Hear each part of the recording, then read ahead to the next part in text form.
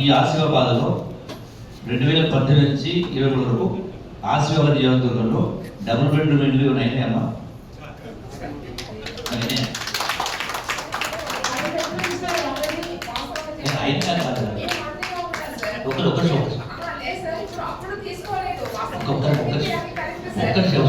సమాధానం కూర్చోతుంది. నేను కొట్లాడలేదమ్మా, నేను నాది మాట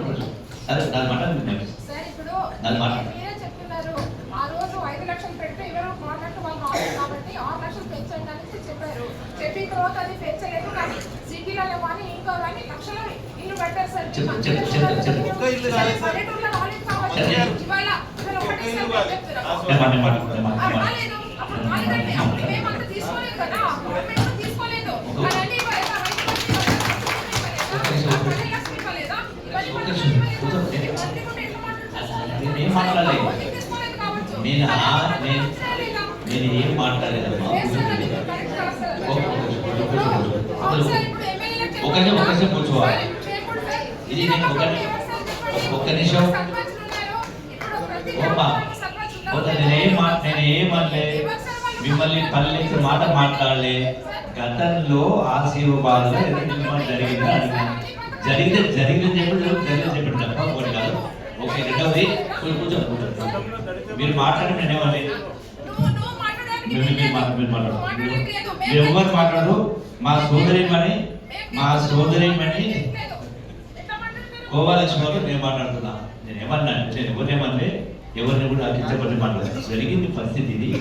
అందుకే ఆ కాంట్రాక్ట్ సిస్టమ్ రాకుండా ఈనాడు ఇల్లు ఎవరిల్లు వాళ్ళే కట్టుకోవాలని చెప్పి 4,50,000 ఇల్లు మంజూరు చేయడం జరిగింది. అందులో భాగంగా ఆసిఫాబాద్ కూడా మొదటి విడతలో 3,500.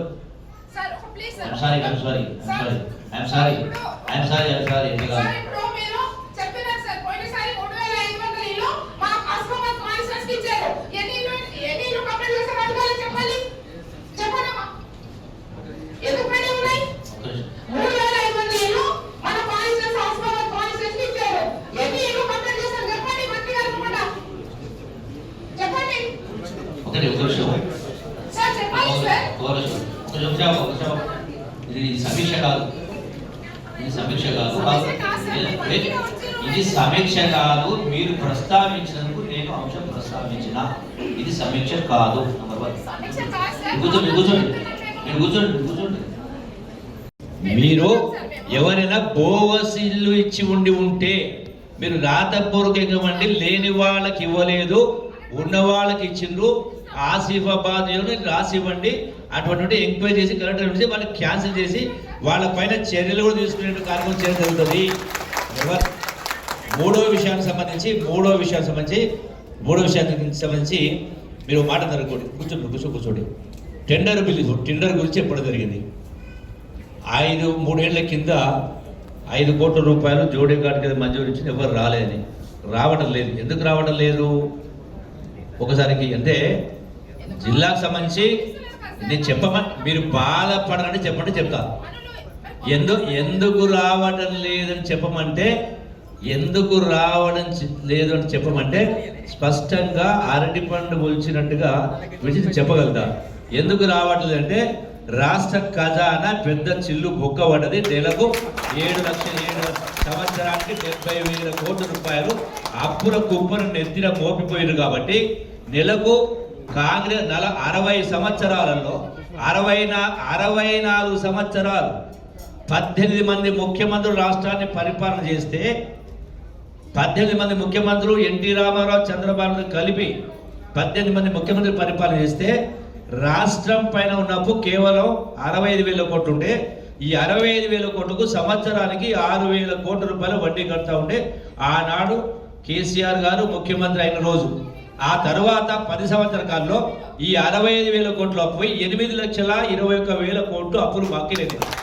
నెలకు 7,000 నెలకు 6,500 కోట్ల రూపాయలు నెలకు వడ్డీ కడతాను. సంవత్సరానికి 70,000 కోట్ల వడ్డీ కట్టాల్సి ఉంది. కాబట్టి రాష్ట్రం అప్పుల కుప్పగా మారింది. కాబట్టి ఈ చెల్లింపులు ఆలస్యమైన కారణంగా వస్తాయా రాలేని కింద కొంత ఇబ్బంది ఏడు అయినా కూడా వాళ్ళకు చెల్లింపు చేసే కాలం వాటిని మొదలుపెట్టించే ఏర్పాటు చేస్తాం.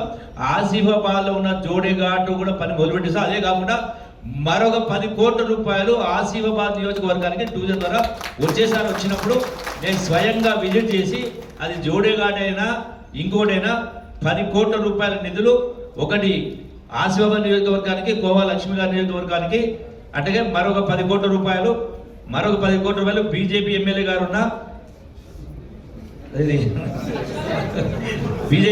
ఉన్న సిరిపూర్ కాగజారు కూడా 10 కోట్ల రూపాయలు టూరిజం కింద శాంక్షన్ ఇస్తాను. ఇప్పుడైనా హామీ ఇస్తా ఉన్నా. నెక్స్ట్ వచ్చి చూసి దేనికి వాళ్ళు ఎందుకో చేసే కాలం చేస్తా.